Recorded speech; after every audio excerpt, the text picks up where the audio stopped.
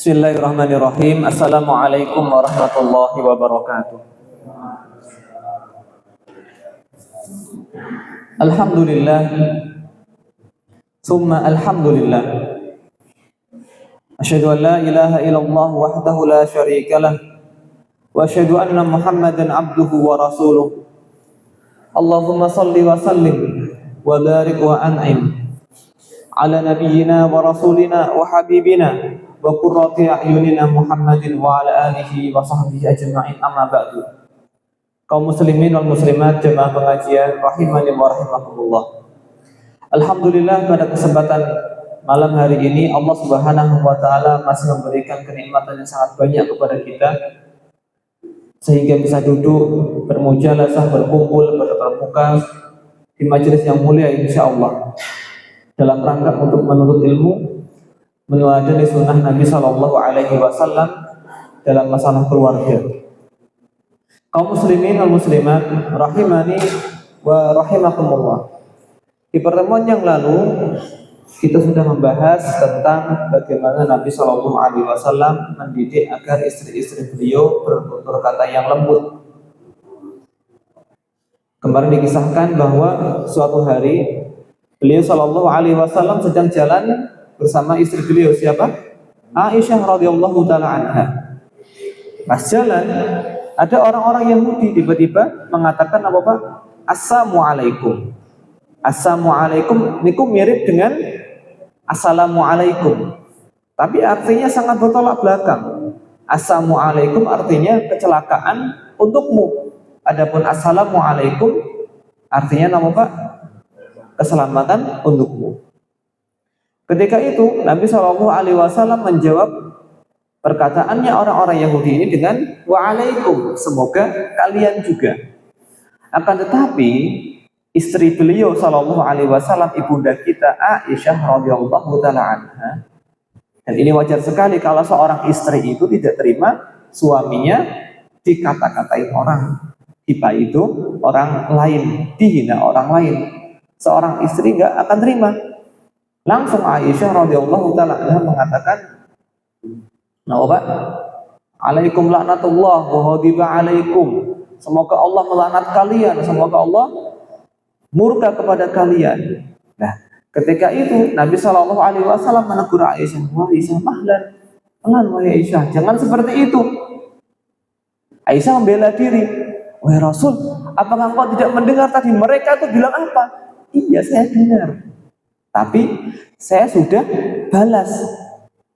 Balasan saya itu, doa saya diterima oleh Allah Subhanahu wa taala, adapun doa mereka enggak dikabulkan." Dalam konteks seperti itu saja, Pak, seorang itu dilarang untuk berkata kasar atau berkata yang buruk, apalagi kalau seandainya permasalahannya di bawah itu, Pak, nggih. Makanya kita itu harus benar-benar bisa menjaga lisan. Tidak mudah mengumpat, baik lisan ataupun tulisan, Pak. Mungkin kalau di dunia nyata jarang mengumpat, jarang mencela, tapi kalau di media sosial ucul. Maksudnya gimana? Masya Allah. Komentar iki ning akune wong liya, terserah. Iya kan? Seolah-olah Allah Subhanahu wa taala tidak mengawasi komentar-komentar yang kita tulis. Seolah Allah Subhanahu wa taala tidak tahu kalau kita berkomentar di akun orang lain, sama saja. Apakah itu yang kita ucapkan dengan lisan dan yang kita tulis melalui media sosial itu juga dicatat oleh malaikat. Makanya perhatikan apa yang kita ucapkan dan apa yang kita tuliskan di media sosial. Baik. Sekarang beliau Shallallahu Alaihi Wasallam juga mengajarkan rasa takut kepada Allah Subhanahu wa taala kepada para istrinya. Ya kan? Suatu hari, ini kisah diceritakan oleh Aisyah radhiyallahu taala anha. Aisyah bercerita, jika Rasul Shallallahu Alaihi Wasallam melihat awan atau angin, Pak. Jadi awan atau angin itu datang dari arah, misalkan arah timur. Awan hitam ataupun angin kencang. Terlihat adanya perubahan di wajah beliau Shallallahu Alaihi Wasallam. Maka Aisyah bertanya kepada Nabi SAW, "Wahai Rasulullah, biasanya orang-orang ketika melihat awan gelap itu senang karena sebentar lagi akan turun apa? Hujan. Dan hujan bagi mereka orang Arab ketika itu adalah seperti mutiara berjatuhan, air, sumber kehidupan mereka. Tapi kata Aisyah, tapi aku melihat engkau justru tidak menyukainya. Kok ada perasaan takut di wajahmu, wahai Rasul? Maka beliau Shallallahu Alaihi Wasallam mengatakan, menjawab pertanyaan Aisyah tadi, wahai Aisyah, bagaimana aku bisa merasa aman? Siapa tahu di dalam awan tadi ada azab Allah Subhanahu wa Ta'ala. Dan ternyata sungguh telah ada kaum terdahulu yang diazab dengan angin ataupun awan. Kaum Ad diazab dengan angin yang kencang sekali sampai mengangkat mereka. Kaum Samud dihujani dengan batu. Ya kan? Disebutkan dalam surah Al-Ahqaf, ya kan?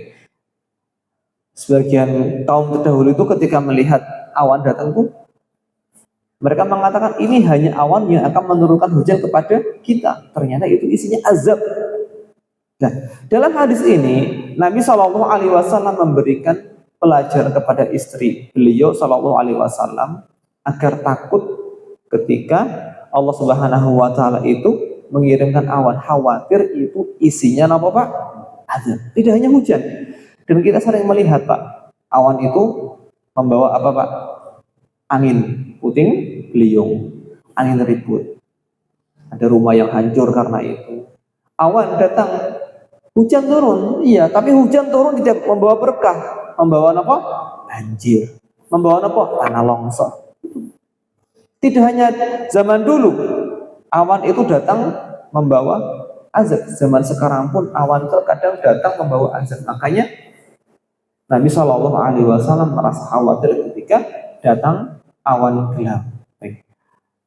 Dalam hadis ini ada pelajaran penting bahwa Nabi Shallallahu Alaihi Wasallam itu walaupun beliau adalah seorang rasul, tetap ada rasa khawatir, rasa takut dalam diri beliau Shallallahu Alaihi Wasallam.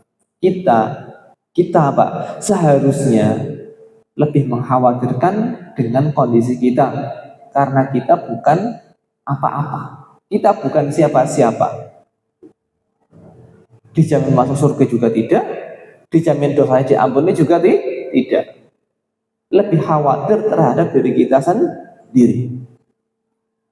Pelajaran berikutnya, Nabi Shallallahu Alaihi Wasallam itu sering sekali mengambil pelajaran dari kisah-kisah umat terdahulu. Dan Al-Quran itu ternyata Pak, sepertiga dari isi Al-Quran isinya apa? Kisah. Memang kita suka kalau diceritani, senang nek diceritani, senang banget. Orang kurang cilik Pak, wong tua nek diceritani ki seneng. Buktinya ada kesenian wayang. Wayang kan isinya apa Pak? Cerita tok isinya, iya kan? Seneng. Al-Quran ternyata tidak apa?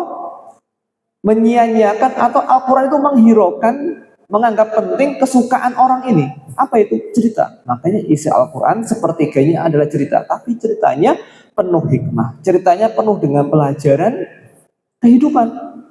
Contoh, Nabi Shallallahu Alaihi Wasallam itu mendapatkan kisahnya Nabi Yusuf alaihissalam. Itu benar-benar menghibur Nabi Shallallahu Alaihi Wasallam. Loh, kok bisa Ustaz? Iya, Nabi Yusuf itu Pak disakiti oleh siapa? Yang menyakiti Nabi Yusuf itu siapa Pak? Saudara-saudara Nabi Yusuf sendiri. Saudara seayah, bayangkan. Itu saja tega untuk menyakiti Nabi Yusuf alaihissalam. Bahkan ada yang berencana untuk membunuhnya. Uqtulu Yusuf awitrahu ardu yahlu wajhu abikum. Kalau nggak dibunuh, buang ke tempat yang jauh. Adapun Nabi Shallallahu Alaihi Wasallam, kabilahnya melindungi. Yang menyakiti beliau adalah orang-orang yang jauh. Artinya bukan keluarga dekat.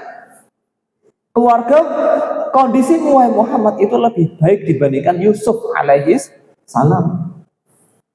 Kalau Nabi Yusuf yang menyakiti adalah keluarga dekatnya, saudara-saudaranya yang seharusnya menyayangi, melindungi, tapi mereka justru menimpakan bahaya kepada Nabi Yusuf. Adapun engkau Muhammad, keluargamu, kabilahmu, walaupun mereka tidak beriman kepadamu, mereka melindungimu. Berarti keadaanmu itu lebih baik dibandingkan Nabi Yusuf alaihissalam.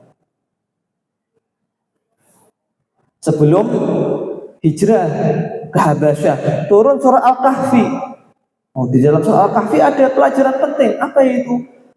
Seorang kalau ingin menyelamatkan akidahnya, terkadang harus pergi jauh dari tempat kelahirannya, harus hijrah. Buktinya apa? Ashabul Kahfi, Pak. Ashabul Kahfi itu pemuda-pemuda yang hidup di suatu tempat yang dipenuhi dengan kesyirikan. Mereka tidak bisa menampakkan agamanya, mereka harus lari, dikejar-kejar oleh tentara tempat tersebut sampai mereka berlindung di dalam gua. Dan seterusnya. Kisahnya Qarun penuh dengan pelajaran. Ya kan? Kisah Ashabul Ukhdud. Kisah nama Pak? Ashabul Ukhdud. Mengajar kepada kita kalau seorang mempertahankan keimanan itu terkadang harus mengorbankan nyawa. Ya kan? Allahu ta'ala a'lam bishawab. Kita lanjutkan. Kemudian Nabi SAW menjelaskan kepada istri beliau kesalahan-kesalahan akidah yang terjadi di masyarakat. Dan ini pelajaran penting. Berarti saya tarik kesimpulan Pak Anggi, seharusnya seorang suami itu intelek, Pak. Intelek artinya apa? Melek ilmu, bukan seorang yang jauh dari ilmu. Tujuannya apa? Agar bisa menjalankan kewajiban dia sebagai kepala rumah tangga. Dia paham ilmu agama. Diriwayatkan dari Aisyah radhiyallahu taala anha. Beliau mengatakan, ketika Nabi SAW sedang sakit, itu ada beberapa istri beliau ngumpul di samping beliau, Pak. Ada Aisyah, ada Ummu Salamah, ada Ummu Habibah bintu Abi Sufyan. Ketika itu, sebagian istri-istri Nabi ini menceritakan pengalaman yang dulu pernah mereka saksikan ketika hijrah ke Habasyah. Jangan harus paham, para sahabat itu sebagian mereka hijrah 3 kali.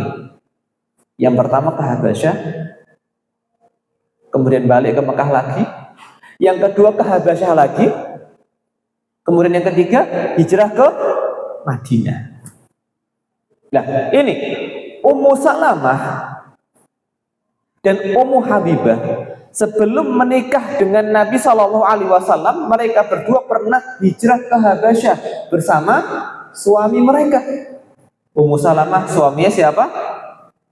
Abu Salamah, Pak. Jangan bingung, Pak. Ummu Salamah suaminya siapa? Abu Salamah. Mereka hijrah ke Habasyah. Ummu Habibah suaminya siapa? Bukan Abu Habibah ini, Pak. Jangan, Pak. Abu Habibah enggak. Bukan. Ummu Habibah itu suaminya Ubaidillah bin Jahshin. Ubaidillah bin Jahshin. Jadi kan tahu siapa Ummu Habibah ini? Ini anak perempuannya Abu Sufyan. Abu Sufyan yang dari awal itu menjadi musuh besarnya Nabi SAW, tapi anaknya justru masuk Islam dan dinikahi oleh Nabi SAW. Baik, ini Ummu Salamah dan Ummu Habibah bercerita tentang pengalaman mereka ketika tinggal di Habasyah. Di sana tuh mereka melihat gereja, ya kan? Karena agama mayoritas orang-orang Ethiopia ketika itu adalah agama Nasrani. Gerejanya namanya Gereja Maria. Gereja nama Pak Maria. Ternyata di dalamnya itu indah. Banyak lukisan. Banyak apa Pak? Lukisan. Lukisan Bunda Maria, lukisannya siapa? Yesus, ya kan? Seperti itu. Begitu Nabi SAW mendengar ucapan atau cerita dari Ummu Salamah, Ummu Habibah, beliau langsung mengatakan, padahal ketika itu beliau sedang sakit, ulaika idza mata minhum ar-rajulu shalih banau ala qabrihi masjidan summa sawwaru fihi tilka surah ulaika syirarul khalqi indallah. Mereka itu, kalau ada orang solih dari kalangan mereka meninggal, mereka akan membangun tempat ibadah di atas kuburannya. Membangun apa? Masjid atau tempat ibadah di atas kuburan orang soleh tersebut. Apakah cukup dengan itu? Tidak ternyata. Saking pengen mengenang orang soleh ini sampai apa? Kemudian mereka melukis atau menggambar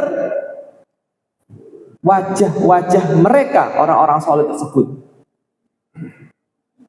Kata Nabi, ulaika syirarul khalqi indallah. Mereka lah seburuk-buruk makhluk di sisi Allah Subhanahu wa ta'ala. Berarti Nabi itu menyetujui perbuatan menggambar orang soleh atau tidak, Pak? Nawa? Tidak. Kenapa? Karena Nabi mengatakan di akhir hadis, mereka adalah seburuk-buruk makhluk di sisi Allah. Kenapa? Ada dua perbuatan yang disarankan oleh Nabi SAW. Apa itu tadi? Pertama, membangun tempat ibadah di atas kuburan. Dan yang kedua adalah melukis fotonya mereka, orang soleh. Tentu ditempel. Seperti yang dilihat oleh Ummu Salamah dan Ummu Habibah. Dan ini harus kita ketahui.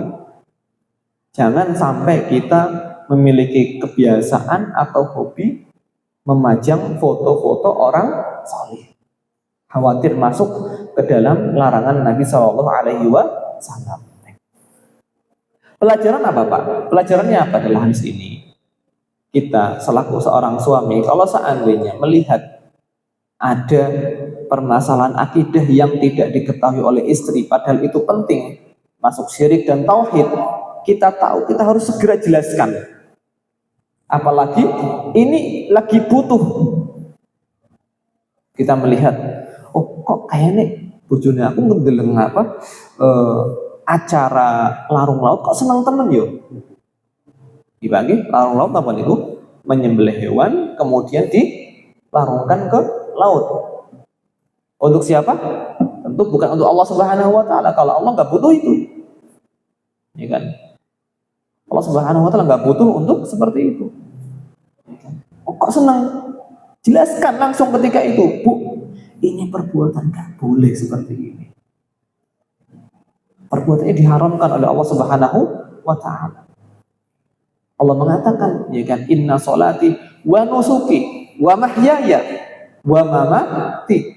Sesungguhnya sholatku, sembelihanku, kehidupanku, matiku itu hanya untuk Allah, bukan untuk yang dianggap menguasai laut. Ya kan? Padahal tidak, yang menguasai laut hanya Allah Subhanahu wa taala. Ya kan?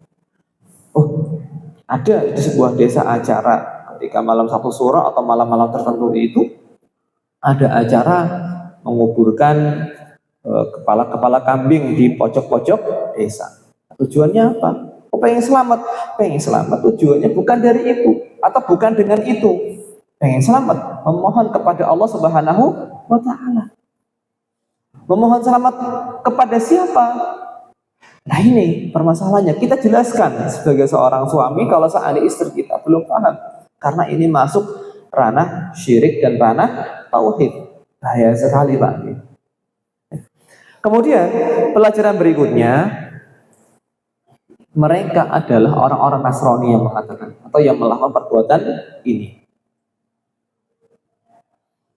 Dan Nabi Shallallahu Alaihi Wasallam mengatakan, kalau umat Islam itu akan mengikuti kebiasaan-kebiasaan ahlul kitab sejengkal demi sejengkal, sehasta demi sehasta, kalau seandainya mereka masuk lubang biawak sing sempit, sing muter-muter, pasti orang Islam juga akan mengikutinya. Ternyata benar apa yang diprediksikan oleh Nabi Shallallahu Alaihi Wasallam. Ada di antara kaum muslimin yang hobi menggambar, memajang fotonya orang-orang saleh. Ya kan? Ini bukan sebagai bentuk setuju dari Nabi SAW, tapi sebagai bentuk peringatan. Jangan seperti mereka ahlul kitab, mereka tuh salah seperti itu, salah besar itu. Kita harus menyelesaikan mereka, bersihkan rumah dari foto-foto, ya kan? Dari fotonya orang soleh, masjid juga jangan sampai dikantongi fotonya orang soleh. Allahu ta'ala a'lam bishawab. Kemudian Nabi SAW tidak diam terhadap kemungkaran yang terjadi di rumahnya, karena beliau adalah seorang kepala keluarga. Jadi di rumah itu kepalanya siapa? Ini yang bertanggung jawab. Ya kan? Kalau rumahnya jenengan laki-laki, yang menjadi kepala ya laki-laki, yang tanggung jawab adalah laki-laki. Kata Nabi, kullukum ra'in wa kullukum mas'ulun an ra'iyatihi. Masing-masing kalian adalah pemimpin dan akan ditanya tentang siapa yang dipimpin. Laki-laki ditanya tentang keluarganya. Jenengan harus siap-siap ditanya. Jangan sampai membiarkan kemungkaran terjadi di area kekuasaan jenengan. Saya bilang katakan area kekuasaan jenengan. Bukankah Allah Subhanahu wa taala atau telah mengatakan dalam surat At-Tahrim ayat 6, qu anfusakum wa ahlikum naro, jagalah diri kalian dan keluarga kalian dari api neraka. Maksudnya bukan ini ada api neraka kemudian jenengan kok menjadi tameng bagi mereka, bukan seperti itu. Sebagaimana masuk surga itu ada sebabnya. Sebabnya apa, Pak? Rahmatnya Allah. Rahmatnya Allah itu sebabnya apa? Amal solih. Masuk neraka juga ada sebabnya. Sebabnya apa, Pak? Ibu? Perbuatan maksiat. Maksud menjaga diri dan keluarga dari panasnya api neraka, kita arahkan mereka untuk berbuat kebaikan, kita larang mereka dari perbuatan maksiat atau keburukan. Ini menjaga keluarga dari api neraka. Baik. Contohnya apa? Dari Aisyah radhiyallahu taala anha, beliau mengatakan, suatu hari Nabi SAW masuk ke rumahku. Rumah beliau juga rumah Nabi SAW, Pak. Dan saat itu ada tirai bergambar, maksudnya tirai bergambar makhluk hidup yang menggantung di dalam rumah. Ketika melihat itu, wajah beliau SAW langsung berubah. Jadi ini, Pak, para sahabat itu sering menceritakan wajah beliau berubah. Beliau itu kalau nggak senang pada sesuatu itu langsung gampang difahami, Pak. Beliau SAW itu kalau nggak senang terhadap sesuatu itu langsung mudah dipahami. Dengan apa? Raut wajah yang berubah. Ya kan? Baik. Lalu beliau mengambil tirai itu dan dirobek-robek, Pak. Plus mengatakan, inna min asyaddin nasi adzaban yaumal qiyamati alladzina yusawwiruna hadhihi suwara. Sesungguhnya orang yang termasuk dari orang-orang yang paling berat azabnya kelak di hari kiamat adalah mereka yang menggambar-gambar ini, yaitu menggambar gambar makhluk hidup. Jelas hadisnya riwayat Bukhari dan Muslim. Dengan ini Nabi SAW mengingkari adanya kemungkaran di rumahnya Aisyah, yang itu rumahnya beliau SAW. Dengan apa? Dengan perbuatan. Dengan apa? Dengan lisan. Dan ini memang tuntutan keimanan, Pak. Nabi mengatakan, man ra'a minkum mungkaran falyughayyirhu biyadihi. Barang siapa yang melihat kemungkaran, maka ubahlah atau hilangkan kemungkaran itu dengan tangannya. Fa illam yastati fa bi lisanihi. Kalau nggak mampu dengan lisannya, dilokke. Ini orang gelem ya wis jarke wae. Karena kemampuan kita baru dengan lisan. Fa illam yastati fa bi qalbihi. Kalau nggak mampu dengan lisan, dengan apa? Hati. Fadzalika ad'aful iman. Yang dengan hati itu adalah tingkat iman yang paling rendah.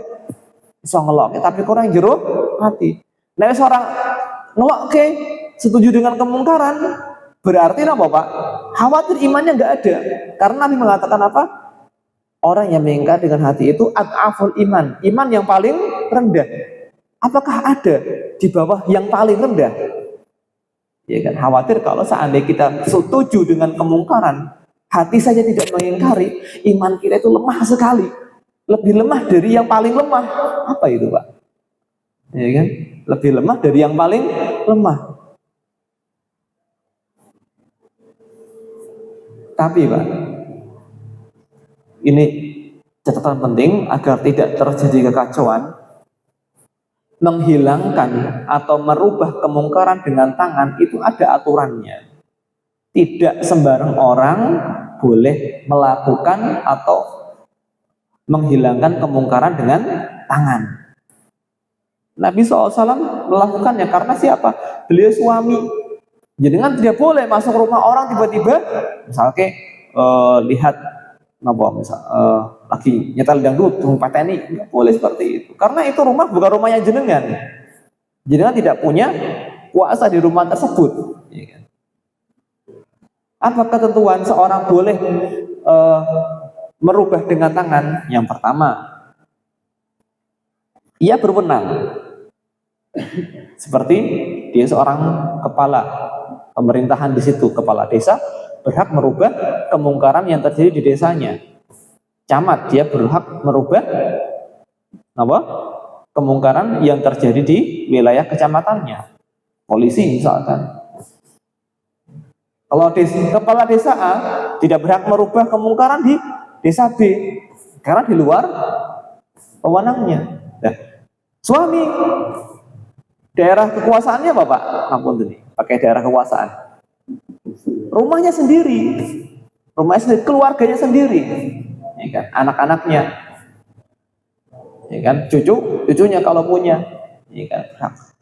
Berhak untuk atau boleh merubah dengan kemungkaran. Misalkan, anak metekut dalam HP, sini dalam dangdutan, wah langsung cekel oleh, ya kan? Pegang HP-nya terus dialihkan ke yang lain, boleh seperti itu. Syarat berikutnya, dia mampu. Kalau nggak mampu, begitu merubah kemungkaran langsung dikeprok, langsung mati, nggak boleh seperti ini. Kemudian tidak menimbulkan kerusakan yang lebih besar. Ya, tidak boleh ketika di loke dengan tangan, berhenti, cabut kemungkarannya, ternyata malah kemungkaran berikutnya lebih besar. Contohnya dulu misalkan di zaman Syekhul Islam Ibnu Taimiyah itu Pak, pernah Pak, ada orang-orang Tatar atau orang-orang Mongol yang menyerang wilayah Islam ketika itu, mereka mabuk. Mereka Pak? Mabuk. Dibiarkan. Nanti kalau dilarang malah membunuh. Kalau dilarang malah Pak? Membunuh. Dan kemungkaran membunuh itu jauh lebih besar dibandingkan hanya mabuk Pak. Kemudian syarat berikutnya itu kemungkaran memang benar-benar kemungkaran. Jadi kan tidak boleh hanya mengira-ira, kayaknya kayak mungkar ya. Enggak, kita harus yakin kalau itu adalah kemungkaran yang nyata. Baik. Tadi saya sedikit menyinggung tentang hukum menggambar makhluk yang bernyawa Pak. Kalau seandainya itu patung 3 dimensi, Pak, ulama itu sepakat akan keharumannya. Kalau itu gambarnya makhluk hidup, patung manusia kah, patung hewan kah, mau patung kadal, mau patung pedus, mau patung macan, itu haram. Walaupun banyak yang melanggar. Ustaz, kenapa banyak yang melanggar? Memang kita itu bukan kita. Ya banyak ke masyarakat itu kadang sekuler Pak. Sekuler itu apa Pak? Maksudnya memisahkan antara agama dengan urusan dunia. Terus agama lah, juga masalah dunia lah. Agama cukup di masjid, agama cukup di atas sajadah. Urusan jenengan karo Gusti Allah. Adapun yang lain nggak mau diatur oleh syariat. Padahal syariat itu mengatur semuanya.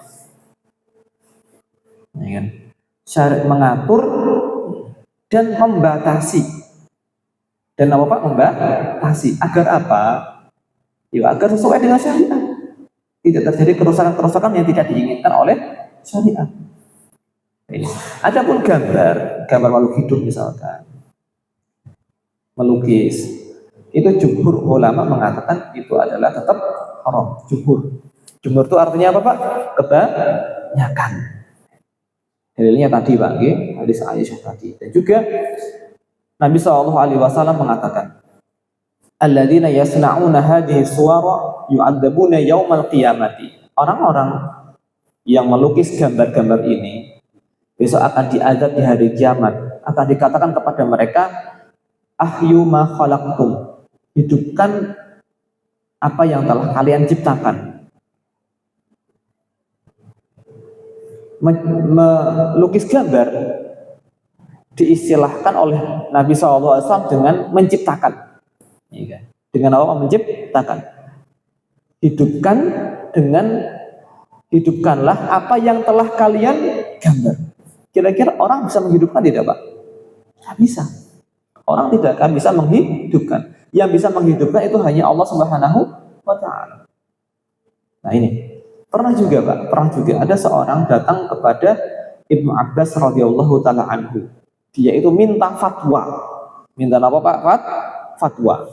Fatwa adalah hukum agama atas suatu permasalahan. Ustaz minta fatwa, Ustaz ini saya lagi bisnis, hukumnya gimana? Oh, hukumnya boleh. Nah itu fatwa. Baik.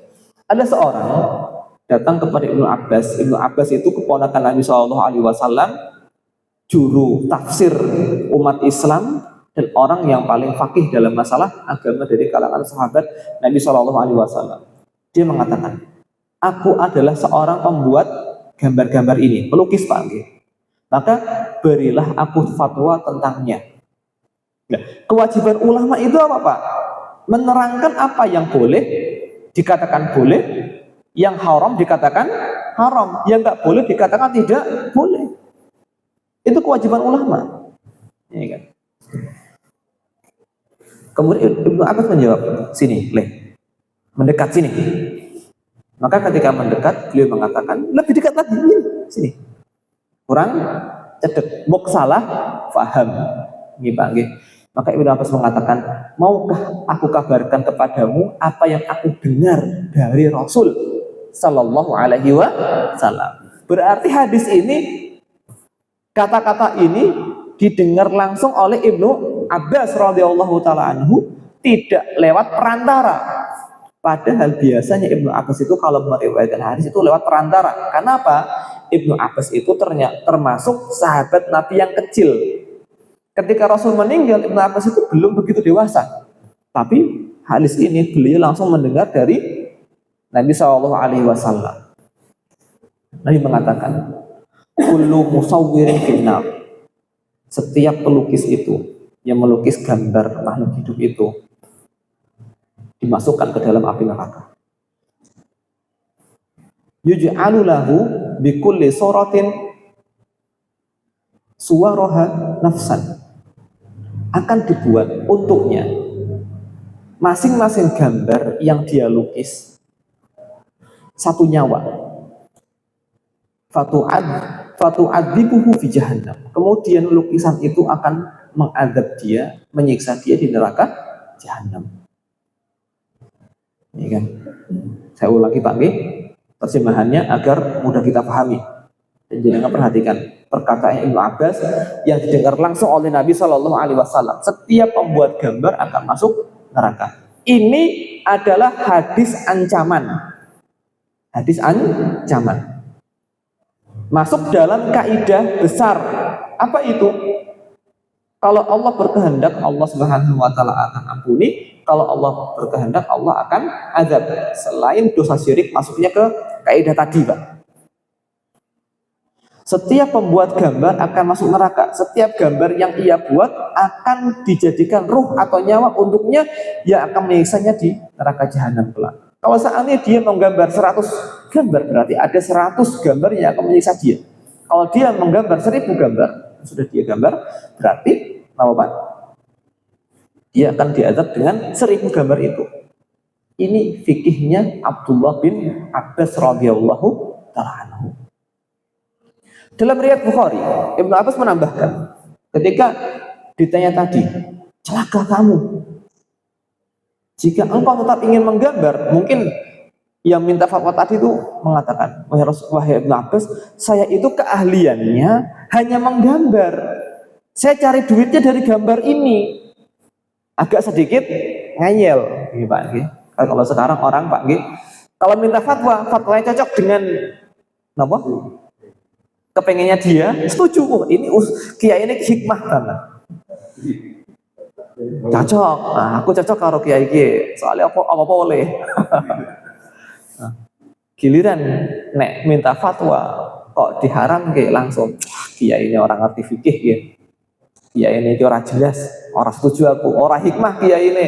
Jadi kiai tapi orang hikmah. Padahal tugas kiai itu, tugas ustadz adalah menjelaskan. Adapun engkau mau mengerjakan ya monggo, orang yo monggo. Faman amanah fal yu'min wa man, barang siapa yang mau beriman ya monggo, kalau mau yang kufur juga monggo, tapi yo siap-siap dengan konsekuensi masing-masing. Dijelaskan sudah, ya kan? Dilanggar, yuk siap-siap menerima konsekuensinya. Kalau seandainya engkau masih ngotot pengen gambar, kata Ibnu Abbas, maka gambarlah pepohonan dan gambarlah sesuatu yang tidak punya ruh. Kenapa Pak? Yang nggak punya ruh, rumah, mobil, sawah, gunung. Kalau yang punya ruh, skip. Jangan digambar. Dan yang sekarang termasuk yang difatwakan haram oleh para ulama adalah apa Pak? Menggambar dengan AI misalkan. Tolong gambarkan wajah saya atau wajah seorang dengan gini-gini. Yang gambar AI, tapi yang minta siapa? Jenengan. Misalkan jenengan nulis di misalnya di Gemini Pak, atau di ChatGPT. Yang nom-nom ngerti, yang tua-tua orang ngerti. Nah, wis di skip wis yang tua-tua Pak nggih. Yang nom-nom nggih. Yang pegangannya HP. Yang tua HP ngertine kok nggo WA tok. Nah. Tolong gambarkan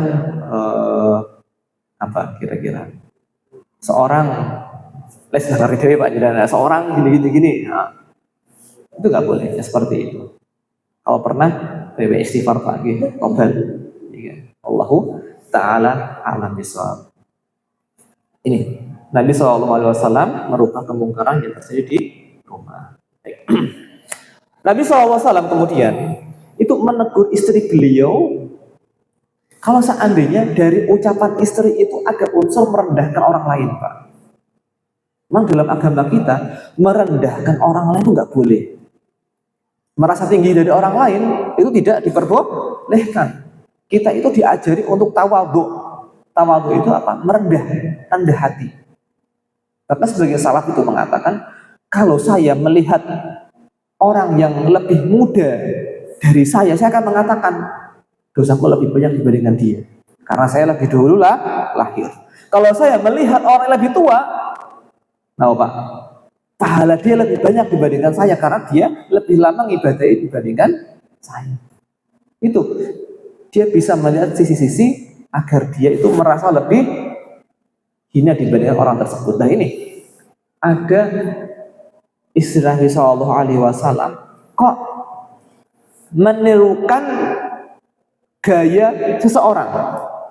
Menirukan apa Pak? Cara ngomongnya misalkan, cara ada seorang yang ngomongnya itu cadel, ditirukan. Tentu menirukan gaya bicara yang kurang itu ada unsur apa Pak? Mengejek, gitu Pak. Atau gaya jalan yang kurang bagus ditirukan, tentu itu ada unsur mengejeknya. Lah, seperti itu nggak disukai oleh Nabi Shallallahu Alaihi Wasallam. Ketika itu Aisyah agak sedikit menirukan. Beliau mengatakan, ma uhibbu anni hakaitu insanan wa anna likada wa kada. Aku tidak suka menirukan seorang dengan nada merendahkan meskipun aku mendapatkan imbalan sebesar ini dan sebesar itu. Nek dupai bimoh, seperti itu bahasanya. Dupai bimoh paniroke kain. Allahu a'lam. Kita lanjutkan sedikit Pak setelah adzan.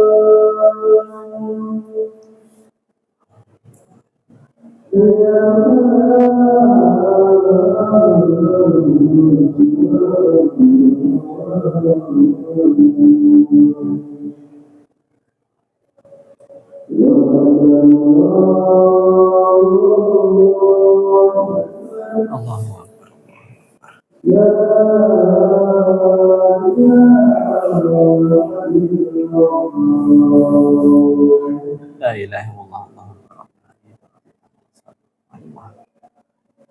Baik. Alhamdulillah wassalatu wassalamu ala Rasulillah. Nabi Shallallahu Alaihi Wasallam itu tidak akan melakukan atau mengatakan sesuatu yang ada unsur merendahkan orang lain, walaupun beliau dibayar, gak mau Pak. Ya kan? Kita nggak dibayar juga senang Pak, nggak dibayar juga mau, apalagi kalau dibayar. Al Imam An Nawawi berkata Pak, termasuk bentuk hibah yang haram. Jadi hibah itu macam-macam bentuknya. Hibah bentuknya macam-macam. Termasuk bentuk hibah yang haram itu meniru gaya tubuh seorang. Contoh misalkan meniru gaya bicara yang kurang.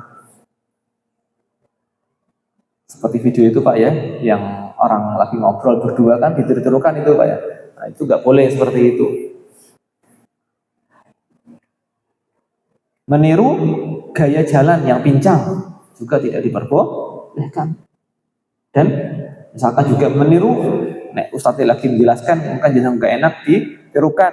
Ini anak-anak sekolah gurunya ngajar ditiru-tirukan, itu juga termasuk nggak diperbolehkan. Nah ini beliau Shallallahu Alaihi Wasallam mengajarkan agar istri beliau itu akhlaknya itu tinggi sampai yang masalah seperti ini dilarang. Wallahu ta'ala a'lam bishawab. Karena kita dibatasi waktu Pak, kita sampai sini dulu Pak. Sepertinya agak panjang membahas rumah tangga. Insya Allah kita ambil ilmu sedikit demi sedikit, yang penting rutin ngaji, dan kita insya Allah mendapatkan pahala ikut pengajian dan ilmu yang bermanfaat. Amin. Oh, ada pertanyaan silakan kepada Ibu.